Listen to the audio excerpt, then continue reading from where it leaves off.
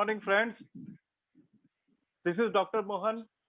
तो यूट्यूब के जरिए जो हमारे दर्शक जुड़ रहे हैं उनसे मैं रिक्वेस्ट करूंगा कि हार्वेस्ट सक्सेस एकेडमी का यूट्यूब चैनल सब्सक्राइब करें और उसके बाजू वाला बेल बटन आइकॉन दबाएं ताकि आपको आने वाले दिनों में के नोटिफिकेशंस मिलती रहे। हार्वेस्ट सक्सेस एकेडमी का एक इनिशिएशन जिसमें उन्होंने बोला है कि आज हम लोग जो है लर्न व्हाइल अर्न, तो हमें सीख कर ही हमें आगे बढ़ना है। ट्रेनिंग के दौरान ही हमें कैसे पैसे कमाए जाए इसके साथ हमें जुड़ना है। तो हार्वेस्ट सक्सेस एकेडमी एक नॉलेज का हब जो डायरेक्ट सेलिंग में, प्रोडक्ट के बारे में, ट्रेनिंग्स के बारे में, बिजनेस के बारे में सब हमारे साथ में जुड़ा है। Thank you very much. India grow के कुछ प्रोडक्ट्स के बारे में। व्हाई एग्रीकल्चर बिजनेस, ये हमने एग्रीकल्चर बिजनेस क्यों करना चाहिए। आप लोगों को जानकर आश्चर्य होगा कि भारत की लगभग 68% आबादी जो है वो एग्रीकल्चर सेक्टर के साथ में जुड़ी हुई है। तो हमारे लिए इतना बड़ा हब है। और आप जानते हैं कि एक किसान भाई को अगर आप कन्विंस करते हो अपनी बिजनेस के लिए, अगर आप बोलते हो, तो वो नेक्स्ट एक साल के 3 सीजन और अगले 10 साल तक आपका रीपरचेस का प्रॉब्लम सॉल्व हो सकता है। और ये सिर्फ और सिर्फ एग्रीकल्चर बिजनेस के रिलेटेड ही हो सकता है। पिछले कई दिनों से ये इतनी बड़ी तादाद में बढ़ रहा है। एग्रीकल्चर सेक्टर आज भारत का नंबर 1 सेक्टर है, सबसे बड़ा सेक्टर है। और हमें इंटीरियर के बिजनेस तक एंटर करने के लिए एग्रीकल्चर का बिजनेस का सहारा, बहुत आसानी से हम अपना बिजनेस इंटीरियर तक, गांव के दूर दराज तक हम इसको फैला सकते हैं। निश मार्केट है, अनटच मार्केट है, हमारा इसमें कोई कंपटीशन नहीं है।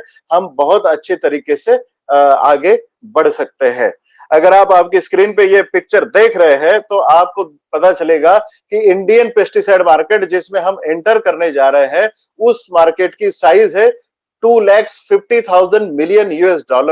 आप समझ सकते हैं $250,000 मिलियन कितना बड़ा मार्केट अपने लिए आज है। और मैं गर्व से कहता हूं कि EMI लाइफस्टाइल और हार्वेस्ट सक्सेस एकेडमी ने हमें इतना बड़ा प्लेटफॉर्म दिया है कि हम इतनी बड़ी मार्केट में हम एंटर कर सकते हैं। मैं आज आपको एक बात बताने जा रहा हूं कि अगर मान के चलिए जिस गांव से आप बिलोंग करते हैं, उस गांव में अगर आप अगल बगल के 4 गांव के ऊपर भी आप अगर कॉन्सेंट्रेट करोगे तो आप निश्चित रूप से यकीन मानिए अगले 1 साल में डायमंड बन सकते हैं। इतनी ताकत इस सेक्टर में है। तो आप इस कारवा के साथ जुड़ना चाहेंगे? जी हाँ, आपका आंसर डेफिनेटली हाँ होगा। अगर आप देखोगे कि जो पेस्टिसाइड का मार्केट है उसमें केमिकल पेस्टिसाइड और हम जो बायो पेस्टिसाइड सेगमेंट में आ रहे हैं, अगर उसका आप नतीजा देखेंगे तो केमिकल पेस्टिसाइड 2015 में 30% था और 70% जो है केमिकल पेस्टिसाइड, 30% बायो पेस्टिसाइड था। वो लगभग 2018 में 45% केमिकल पेस्टिसाइड रहा और 55% बायो पेस्टिसाइड रहा। इसका मतलब यह है कि दिन भर दिन, सालों साल ये बायो पेस्टिसाइड की तरफ ये मार्केट बढ़ रहा है। हमारे लिए आज 55% से ज्यादा जो फिगर हमने ऊपर देखी है, उससे 55% से ज्यादा हमारे लिए संभावनाएं बढ़ जाती है। अगर हम इंडियन पेस्टिसाइड मार्केट का अगर सिनारियो हम अगर देखेंगे तो वो जो फिगर 2,50,000 मिलियन US की जो फिगर थी, उसमें इंसेक्टिसाइड का जो प्रतिशत है, जिसे हम कीटनाशक बोलते हैं, उसका प्रतिशत जो है 53% है। फफूंदनाशक 25% है, हर्बिसाइड 18% है और अदर्स 4% है। हम लोग ब्लू वाली सेगमेंट में, मतलब कीटनाशक सेगमेंट में आ रहे हैं, फफूंदनाशक सेगमेंट में हम अभी आज है। हमारे लिए आज भारत का करीबन 80% मार्केट हमारे लिए है और हम उसमें काम कर रहे हैं। अगर हम इंडिया का मार्केट जो फिगर हमने आपको बताई है, अगर आप देखोगे तो इंडिया को 4-5 सेगमेंट में अगर हम कंट्रोल डिवाइड करेंगे तो 44% जो है नॉर्थ इंडिया काम कर रहा है और 30% मार्केट साइज है वो तकरीबन साउथ इंडिया का है, 40% वेस्ट इंडिया जिसमें गुजरात, महाराष्ट्र, एमपी, राजस्थान का पोर्शन आता है वो 40% है।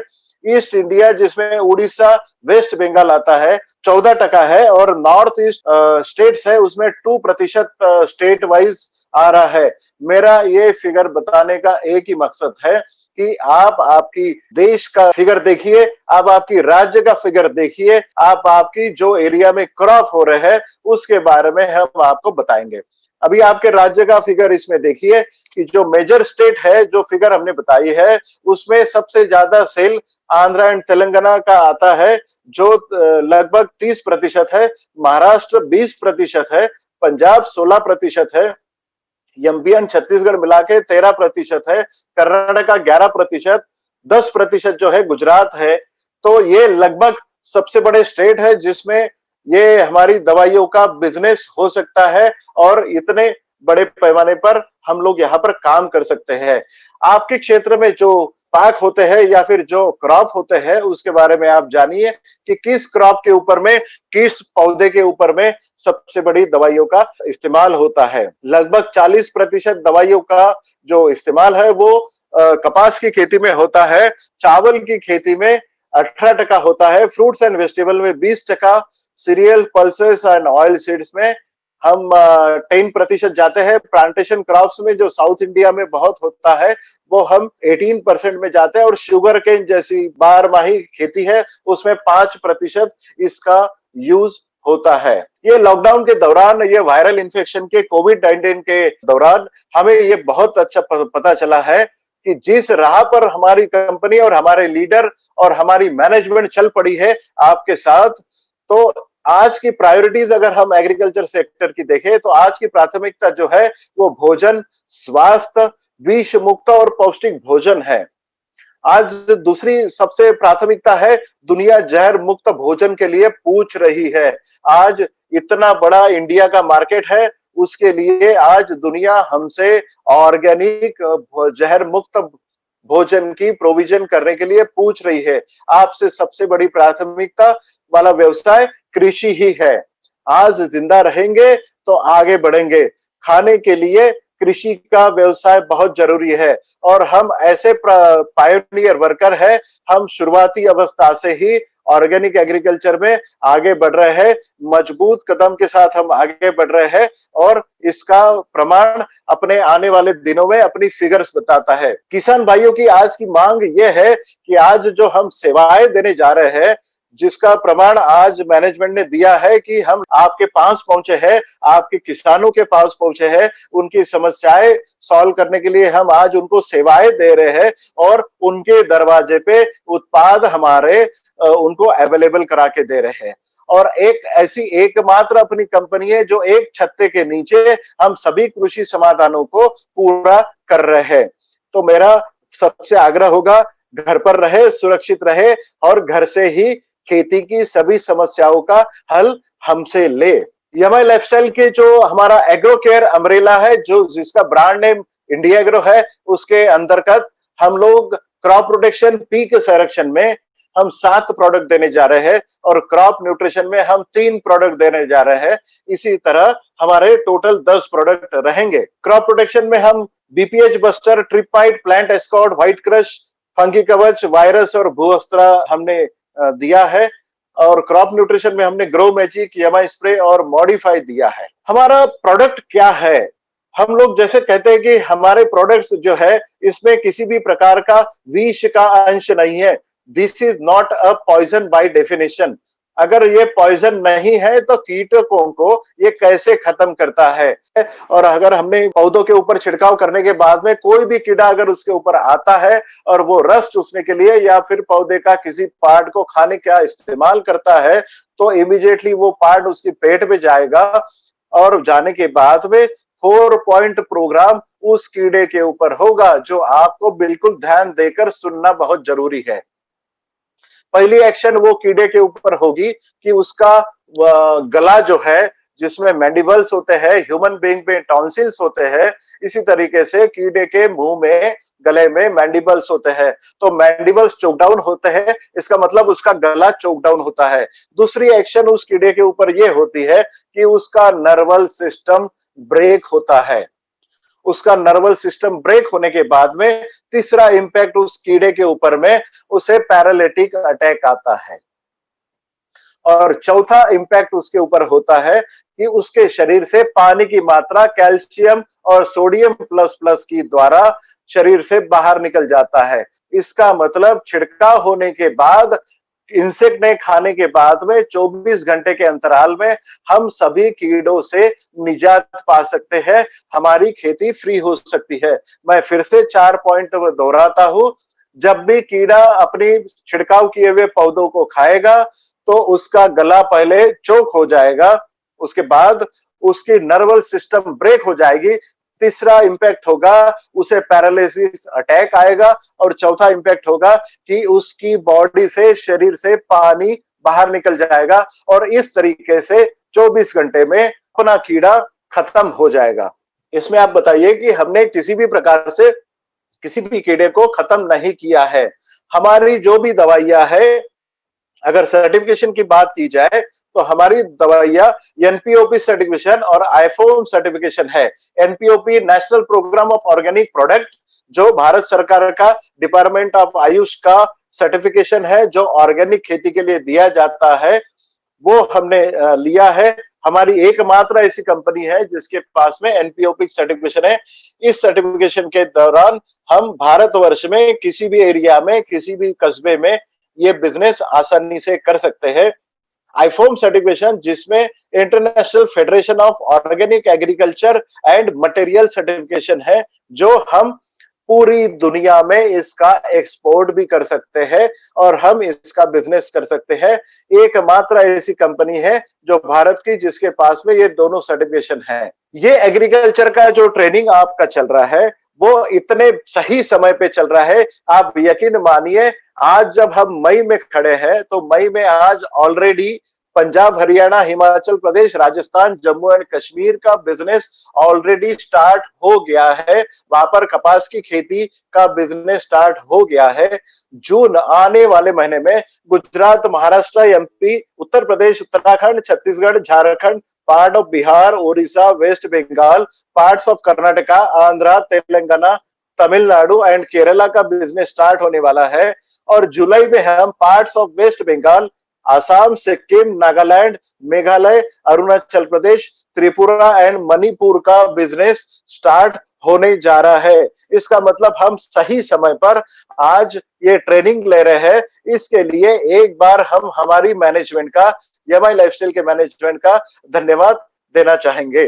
कल हमारा जो पहला दिन था, तो मैं एक बात बताना चाहूंगा कि कल कस्टमर केयर, इंडिया ग्रुप की कस्टमर केयर नंबर पर एक कॉल आया था, एक मैसेज आया था, जिन्होंने कहा था कि हम भू अस्त्रा के बारे में, मैं पर्टिकुलरली उस लीडर का नाम लेना चाहूंगा, ऋषि कांता, मणिपुर से। इन्होंने आज अपना ट्रेनिंग सुनते वक्त उन्होंने ये जाना कि भू अस्त्रा खेती शुरू होने से पहले हमें इस्तेमाल करना है। आज वो ग्लैड हो गए हैं और उन्होंने बहुत अच्छी ऑर्डर दी है। उन्होंने किसान भाइयों को बिठाया था, सभी ने उनके पास में ऑर्डर्स दी है, और उन्होंने कहा है कि इस तरीके से मैनेजमेंट अगर काम कर रहा है तो हम आपके साथ में हैं। ये ट्रेनिंग के दौरान ये इस तरीके से आप किसान भाइयों को अगर आप अपने कारवा के साथ में ट्रेनिंग में अगर जोड़ते हैं तो आप डेफिनेटली इससे अच्छे रिजल्ट पाएंगे। जब भी हम एग्रीकल्चर का बिजनेस समझेंगे तो सबसे पहले ये समझना बहुत जरूरी होगा कि कीड़ा होता क्या है। What do you mean by insect? तो आपकी स्क्रीन के ऊपर आपको अभी एडल्ट बटरफ्लाई दिख रहा होगा, खूबसूरत है। अमावस के दिनों में, जब नो मून डेज के दौरान, नर और मादा, मेल एंड फीमेल बटरफ्लाई का जो कीड़े की उत्पत्ति करता है, आपकी खेत में जो कीड़े आते हैं, जो सुंडी आती है, रस चूसने वाले कीड़े आते हैं, उन सब के पीछे में जो हम बटरफ्लाई देखते हैं वो होते हैं। ये अलग अलग प्रकार के बटरफ्लाई अमावस के दिनों में नर और मादा का मिलन होता है। मिलन होने के 3 दिनों के बाद में ये छोटे छोटे अंडे आपकी पौधों के ऊपर डालते हैं। इनकी संख्या 5 से लेके 5000 प्रति मादा हो सकता है, इनकी कैपेसिटी हो सकती है। अगर 5000 अंडों से 5000 सुंडी, इल्ली या फिर अड़ी जिसे हम बोलते हैं, ये अगर बाहर निकलेंगे तो वो इमीडिएटली आपके पौधों के पत्ते को, फूलों को, फलों को नुकसान पहुंचाते हैं। उसके अंडों से 3 दिनों बाद छोटी-छोटी इल्ली बाहर निकलेगी।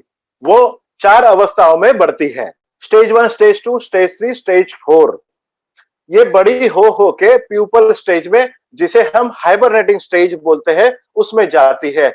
ये प्यूपल स्टेज में जाने तक ये पूरी लाइफ साइकिल को, बटरफ्लाई की लाइफ साइकिल को 21 दिन से 45 दिन लग सकते हैं, कीड़ों के अलग-अलग किस्म के हिसाब से। जब भी फेवरेबल वातावरण आता है, तब आपको पता चलेगा कि प्यूपल स्टेज से बटरफ्लाई फिर बाहर निकलती है। फिर अगली अमावस के दिनों में नर मादा का मिलन होगा, फिर अंडे डाले जाएंगे। इसका मतलब अंडों की उत्पत्ति, कीड़ों की उत्पत्ति ये अमावस के छठे 7वें दिन होती है। अगर हमारे दवाइयों का छिड़काव, अगर हमारे दवाइयों का इस्तेमाल, अगर हम अमावस के 6-7 दिनों के अंतराल में करते हैं, तो हम इस अमावस से लेके अगली अमावस तक, मतलब 30 दिनों का हमें रिजल्ट मिल सकता है। इस तरीके से जो किसान भाई एक दिन के बाद दूसरे दिन या डेली अपना दवाइयों का छिड़काव करते हैं, उनसे हम कह सकते हैं कि आप आपकी दवाइयों का इस्तेमाल जो है वो अमावस के 7-8 दिनों में करें, ताकि आपको 30 दिन का रिजल्ट मिले। तो ये कंसेप्ट साइंस है, ये कोई स्टोरी नहीं है जो आपको किसान भाइयों को बताना है, क्योंकि हमारा उद्देश्य ही एक है कि हम किसानों की लागत आधी करेंगे और किसानों की उपज जो है हम डबल करेंगे। इसी तरीके से सही समय पर सही दवाइयों का इस्तेमाल करते हुए हम किसानों का 50% कॉस्टिंग कम करेंगे और उसकी उपज हम डबल कर सकते हैं। कितने प्रकार के कीड़े होते हैं? मोटा मोटा अगर हम समझे तो 4 types of insects are there. 4 प्रकार के कीड़े होते हैं, जिसे हम पियर्सिंग एंड सकिंग, भेदी और चूसने वाले कीड़े। दूसरे होते हैं च्युइंग एंड बाइटिंग, चबाने और काटने वाले कीड़े। रास्पिंग प्लांट टिश्यूज, जिसको हम छीलन वाले कीड़े बोलेंगे। और चौथा होता है सॉइल इंसेक्ट्स। सॉइल इंसेक्ट्स के लिए जमीन से आने वाले कीड़े, सफेद कोटना वगैरह जो आते हैं, टर्माइट्स आते हैं, उसके लिए हमने कल भूवस्त्र के बारे में सुना है। तो आज हम देखने जाले हैं कि रास्पिंग प्लांट टिश्यू, जिसे छीलन कहा जाता है, उसमें हम पहले प्रोडक्ट के ऊपर में आज जाएंगे, जिसका नाम है व्हाइट क्रश। व्हाइट क्रश ये सफेद मक्खी के विरुद्ध ये दवाइयां काम करती है। सफेद मक्खी जब भी हमारी पौधों के ऊपर में फूल लगते हैं या फलों की शुरुआत होती है, उस समय अपनी खेती के ऊपर आते हैं। ये अपनी पत्तों को कुरेद कुरेद कर उसका जो रस निकलता है उस रस को पीने का काम करता है और अपनी पत्तों के स्वास्थ्य को बिगाड़ने का काम करता है। पत्ते हमारी पौधों के लिए इंपॉर्टेंट क्यों होते हैं? पत्ते अगर हेल्दी रहे और स्वस्थ रहे, तो एक फल बनाने के लिए, अगर मान के चलिए कोई भी फल अगर आपके पौधों के ऊपर में अच्छी तरह नरिश करना है और बढ़ाना है, तो एक फल को तकरीबन 30 से 40 हेल्दी पत्तों का जरूरत होता है। अगर 40 पत्ते अगर जमीन अपनी पौधों के ऊपर नहीं है, तो आपके फल अच्छी तरीके से उपज नहीं देंगे, अच्छे तरीके से नहीं बनेंगे, अच्छे तरीके से नहीं पकाएंगे। अच्छी उपज के लिए हमें पत्तों का इंपॉर्टेंस बहुत जरूरी है। पत्ते अगर डैमेज कर रहे हैं, तो सफेद मक्खी जो रस चूस करती है, रस चूसती है, उसके लिए सफेद मक्खी के लिए व्हाइट क्रश हमने लाया है। आज मार्केट में किसी भी प्रकार से सफेद मक्खी के लिए कोई भी दवाई केमिकल्स में अवेलेबल नहीं है। तकरीबन इसका 22,000 करोड़ का मार्केट आज इंडिया में अवेलेबल है, जबकि इसके लिए हमारे पास कोई कंपटीशन नहीं है। पूरा का पूरा मार्केट हमारे एमआई लाइफस्टाइल के लिए अवेलेबल है। हम लोग व्हाइट क्रश का इस्तेमाल कैसे करेंगे? अगर आप जानना चाहोगे कि सफेद मक्खी कैसे होती है, तो जब आप खेत से गुजरते हैं तो इस तरीके से सफेद मक्खी आपको खेत में उड़ते हुए दिखेगी। इसका ज्यादा से ज्यादा आप जो है कपास की खेती के ऊपर, बैंगन की खेती के ऊपर, मिर्ची में या फिर सभी सब्जियों में आपको इसका अटैक देखने को मिलता है। ये कीड़े जब भी आप छिड़काव करने जाते हैं तो एक खेत से उड़ के दूसरे खेत के ऊपर जाते हैं। तो इनको मारने के लिए व्हाइट क्रश सबसे सटीक आपके लिए सॉल्यूशन कंपनी ने दिया है। 22,000 का करोड़ का मार्केट आपको बुला रहा है। एक ही शर्त है, आपको मार्केट में जाना होगा। सफेद मक्खी का जिसे भी प्रॉब्लम है या फिर जो भी खेती फूल के ऊपर आ रही है उसके ऊपर उस दौरान जो नो मुंडे या फिर अमावस आ रही है उस समय सब व्हाइट क्रश का इस्तेमाल छिड़काव करने के लिए आपको बोलना है। उसका डोज जो है, अगर उसका लाइफ साइकिल अगर आप देखेंगे तो व्हाइट क्रश का लाइफ साइकिल उसी तरीके से है। 21 दिन में कंप्लीट होता है। अमावस के दिनों में इनका अंडा डालना होता है और प्यूपर स्टेज और एडल्ट जाने तक ये पूरा आपकी खेती का रस चूस लेते हैं। इस तरीके से आपको कॉटन का पत्ता एक दिखाया गया है। अगर सफेद मक्खी आपकी खेत पर अगर आई है तो आप ये देख सकते हो कि पत्तों के कॉर्नर कॉर्नर में आपको पीला कलर आ जाता है या ब्राउनिंग हो जाता है और बीच में पत्ता जो है वो ग्रीन कलर का या हरे कलर का रहता है। इस तरीके से अगर आपको सिम्टम्स दिखते हैं तो आपको ये पत्ते दिखते हैं तो खेत में आपके सफेद मक्खी आई है, ये समझ लेना है। उसी समय आप व्हाइट क्रश आपको 1 एकड़ में 250 ml प्रति एकड़ के हिसाब से आपको इस्तेमाल करना है 100 लीटर पानी में, या फिर आपको 1 लीटर पानी में 2 ml इस प्रकार से आपको इस्तेमाल करना है। ये लिक्विड फॉर्म में अवेलेबल है और इसको पौधे के ऊपर ही छिड़काव करना है क्योंकि सफेद मक्खी ऊपर ही आती है। जमीन में इसका ड्रेंचिंग नहीं करना है, ऊपर से ही करना है। लिक्विड फॉर्म में है, पानी में घुलनशील है, अच्छी तरीके से पानी में मिलता है और ये पानी के साथ मिला के ऊपर से छिड़काव करना है। आइए बढ़ते हैं दूसरी प्रोडक्ट के ऊपर जिसका नाम है फंगी कवच। फंगी कवच क्या करता है? फंगी कवच ये फफूंद नाशक है। जब भी आपकी खेत के ऊपर फफूंद आती है या फिर उसे बुरशी बोलते हैं या फंगस बोलते हैं, ये फफूंद जब भी आती है ये आपके पत्तों को, फूलों को या फलों को या आपकी रूट्स को, जड़ों को सड़ाने का काम करता है। आपके पौधों को रोकथाम करता है, फूल को नीचे गिराने का काम करता है, फलों को बढ़ने से रोकता है, पत्तों को नीचे गिराने का काम करता है।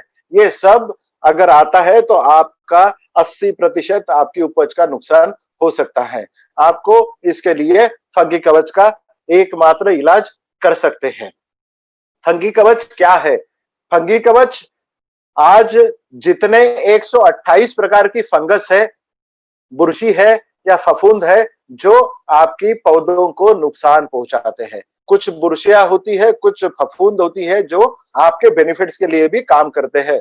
बट 128 प्रकार की फंगस जो है, बुरशी जो है, फफूंद जो है, वो आपके पौधों को नुकसान पहुंचाते हैं।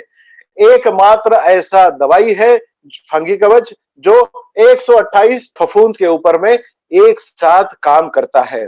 चाहे वो अंदर से बढ़ने वाली फफूंद हो, चाहे वो हवा से बढ़ने वाली फफूंद हो, चाहे वो पानी से फैलने वाली फफूंद हो, चाहे वो जमीन से फैलने वाली फफूंद हो, चाहे वो कॉन्टेक्ट में आने से फैलने वाली फंगस हो, फफूंद हो।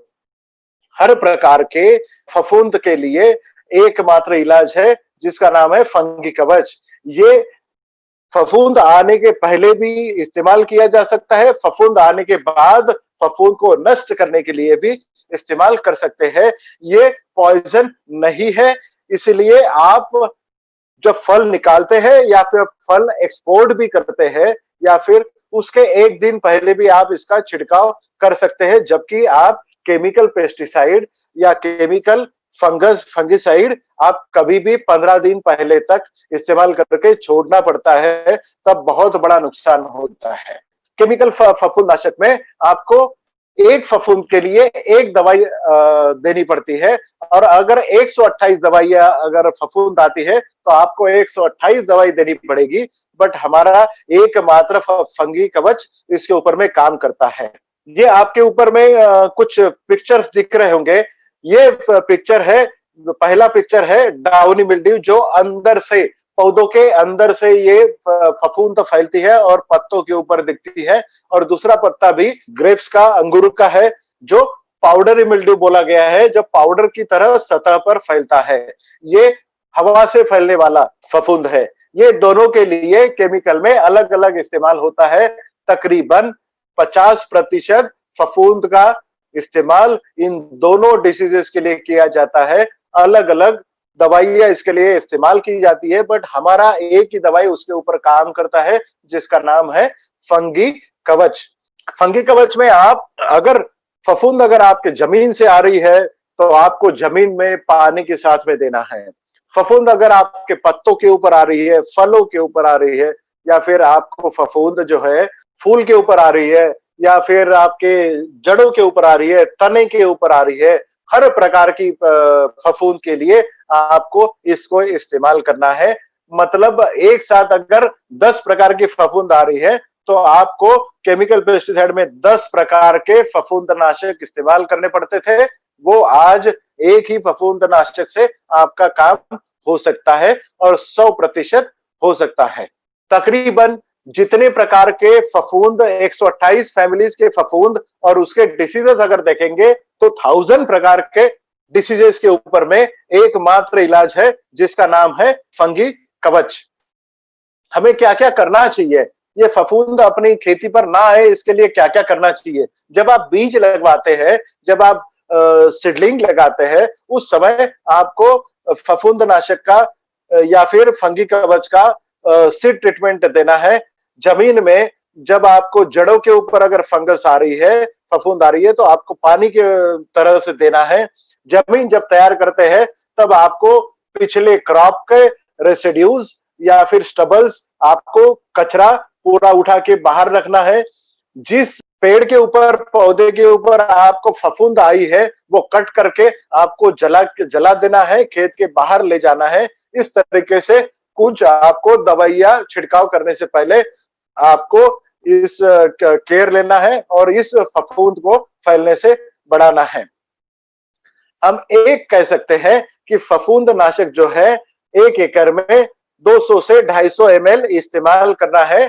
100 लीटर पानी में इस्तेमाल करना है। अगर आपको पानी ज्यादा लगता है 100 लीटर के ऊपर, तो 1 लीटर पानी में 2 ml के हिसाब से आपको ये इस्तेमाल करना है। ये 1 महीने में 1 या 2 बार आपको इस्तेमाल करना है।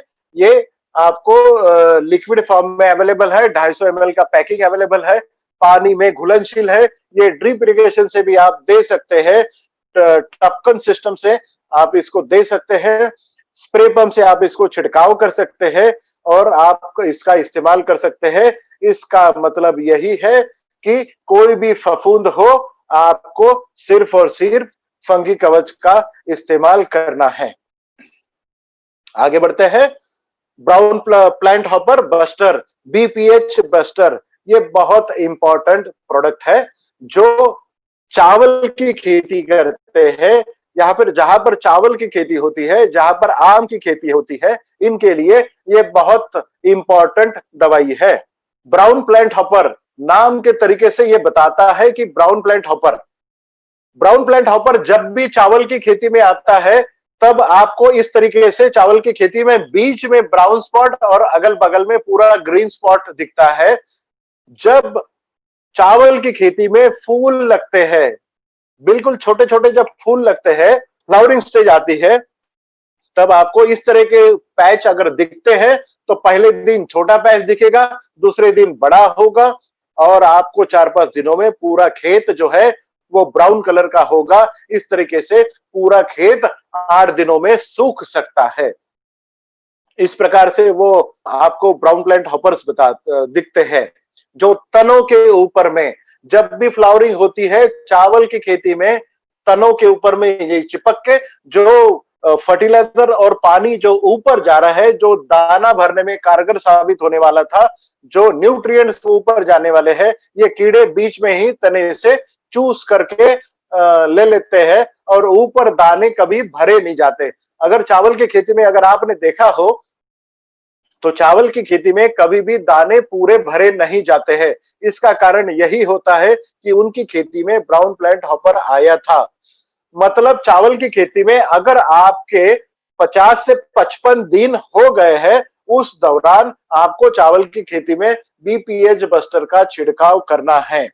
चावल की खेती के बाद ये कीड़ा आता है ब्राउन प्लांट हॉपर आम की खेती के ऊपर। आपके सामने कुछ स्क्रीन के ऊपर में ये दिख रहा है कि आम के ऊपर में जब फूल आते हैं या फिर टहनियां जब कौली होती है या आम छोटा छोटा होता है, तब ये कीड़े आपके आम का रस चूसने के लिए, फूल को नीचे गिराने के लिए या पत्तों को काला करने का काम ये बीपीएच करता है, ब्राउन प्लांट हॉपर करता है। आपने देखा होगा जनवरी फरवरी के दौरान आम के ऊपर में या दिसंबर से आम के ऊपर में फूल नीचे गिरना चालू हो जाते हैं। जब भी आपको आम के खेत के नीचे जब फूल गिरते हैं, इसका मतलब उस आम के ऊपर में बीपीएच का, ब्राउन प्लांट हॉपर का अटैक आया हुआ है। आपको तुरंत ही बीपीएच बस्टर का उसके ऊपर में छिड़काव करना है। फूल लगने से शुरुआत करते हुए आपको दिसंबर से लेके जनवरी फरवरी तक आपको आम का केयर करना होता है। इस दौरान हर महीने में 1 या 2 छिड़काव आप करें और इसको आप कम करें। एक आम का फूल नीचे गिरना, इसका मतलब एक 300 से 500 ग्राम का आम नीचे गिरना। ये ब्राउन प्लांट हॉपर के लिए आज इंडिया में कोई भी दवाई केमिकल में अवेलेबल नहीं है। Indian council of agriculture research ये कहता है कि बीपीएच बस्टर के लिए, बीपीएच के लिए सिवाय बीपीएच बस्टर कोई दवाई काम नहीं करती है। जब भी ये खेत में आता है, चावल की खेती में आता है, आम की खेती में आता है, तो किसान भाई 2 या 4 दवाइयां मिला के इस कीड़े को मारने की कोशिश करते हैं, जबकि उन्हें पता होता है कि ये को भी काम नहीं करने वाला, फिर भी इसका छिड़काव होता है। आज मार्केट में इसके लिए सिर्फ और सिर्फ बीपीएच बस्टर ही काम करता है। लगभग 40,000 करोड़ का मार्केट आज इंडिया में अवेलेबल है। आज जहां पर हम ये दवाई का काम कर सकते हैं, वो हर चावल का स्टेट जहां पर चावल की खेती होती है, वो स्टेट में हम इसे कॉन्सेंट्रेट कर सकते हैं। पंजाब हो, हरियाणा हो, हिमाचल प्रदेश हो, उत्तराखंड हो, उत्तर प्रदेश हो, Bihar, Chhattisgarh, Jharkhand, Madhya Pradesh, Assam, West Bengal, Nagaland, Manipur, Tripura, Sikkim, Arunachal Pradesh, Meghalaya, Orissa, Maharashtra and Gujarat. India के सामने दिख रहा है। तो ये इंडिया में जहां पर चावल की खेती होती है और आम की खेती होती है, वहां पर इसका इस्तेमाल आप कर सकते हैं। सेल्स के लिए आप ये कर सकते हो। पर्टिकुलरली मुझे आपको एक और बताना है कि जहां आसाम से लेके वेस्ट बंगाल, आसाम और नागालैंड, मणिपुर, त्रिपुरा, जहां जहां चाय की खेती होती है, तो चाय के खेती वाले डेफिनेटली सुने कि उनकी खेती के ऊपर, पत्तों के ऊपर में टी मॉस्किटो बग आता है। तो टीएमबी के लिए, आप टी मॉस्किटो बग के लिए भी आप इसका इस्तेमाल कर सकते हो। इसके ऊपर में ये कारगर साबित होता है। जहां पर ऑर्गेनिक चाय की खेती की जाती है, वहां पर अपने ये ऑर्गेनिक रजिस्टर्ड प्रोडक्ट आप उन्हें देकर आप वहां पर बिजनेस कर सकते हो। क्योंकि हमने बहुत जगह पे देखा है कि चाय की खेती के ऊपर पॉइजनस पेस्टिसाइड का छिड़काव नहीं किया जा सकता, और ये जब कीड़ा वहां पर आता है, टी मॉस्किटो बग, तो पूरे किसान भाई हेल्पलेस हो जाते हैं। हम अपनी दवाइयों से उनका 60%, 60% उनके पत्ते हम बचा सकते हैं। तो उस एरिया में भी हम इसका इस्तेमाल कर सकते हैं। कस्टमर केयर नंबर आप एक बार नोट डाउन कर लीजिए, India grow customer care number, जिसके ऊपर कोई कॉल एंटरटेन नहीं की जाएगी, कोई कॉल नहीं लिया जाएगा। सिर्फ और सिर्फ आपका जो सवाल है, आप किस प्रदेश से बात कर रहे हैं वो लिखना है, आपका सवाल क्या है ये लिखना है। व्हाट्सएप के जरिए आप कुछ डिसीजेस के पेस्ट के फोटोग्राफ आप भेज सकते हो। Good morning, good evening, good night के मैसेजेस इसके ऊपर ना भेजे और प्लीज इसके ऊपर में फोन ना करें। आपके किसी भी प्रकार के सवाल का जवाब 24 घंटे में आपको मिल जाएगा। आपका कस्टमर केयर नंबर एक बार नोट डाउन कर लीजिए। आप अपने ये जो प्रोडक्ट आपने देखे हैं, ये आप इंडिया शॉपी की वेबसाइट से भी खरीदी कर सकते हैं या फिर किसी भी पिकअप सेंटर से आप ऑल ओवर इंडिया में इसका परचेज कर सकते हैं। किसी भी प्रकार से आप कोई भी ई कॉमर्स वेबसाइट में जो अपने प्रोडक्ट्स मिल रहे हैं वो उसका इस्तेमाल डेफिनेटली ना करे, वहां से परचेस ना करे। सिर्फ और सिर्फ इंडिया शॉपी की वेबसाइट से या फिर अपने ऑथराइज सेंटर से इसका परचेस करें। अब सवाल जवाब के ऊपर में हम आते हैं। वस्त्र डेफिनेटली जमीन से ही आपको देना है और स्प्रे पंप से इसको इस्तेमाल नहीं करना है। अगर आप की खेती में बुआई हुई है तो 1 महीने तक आप इसको अप्लाई कर सकते हैं।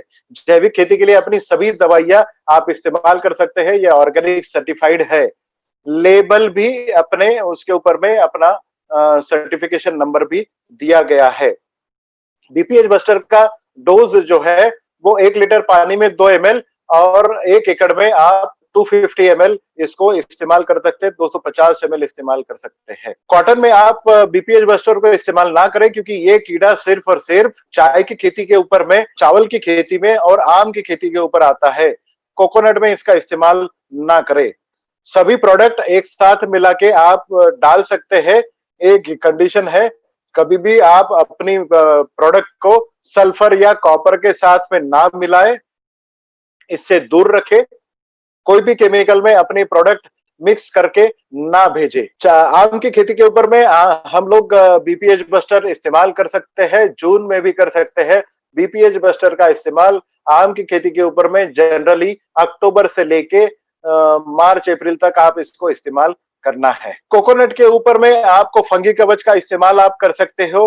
आप ट्रिपाइट का इस्तेमाल आप कर सकते हो जो कल हमने बताया था, और उसके साथ में अगर बीपीएच बस्टर भी आप इसको मिला के दे सकते हैं। पावर स्प्रे के लिए अगर आप सादा स्प्रे पंप, हम लोग जो भी डोजेस आपको बता रहे हैं वो सिर्फ सादा नैपसेक स्प्रेयर का बता रहे हैं।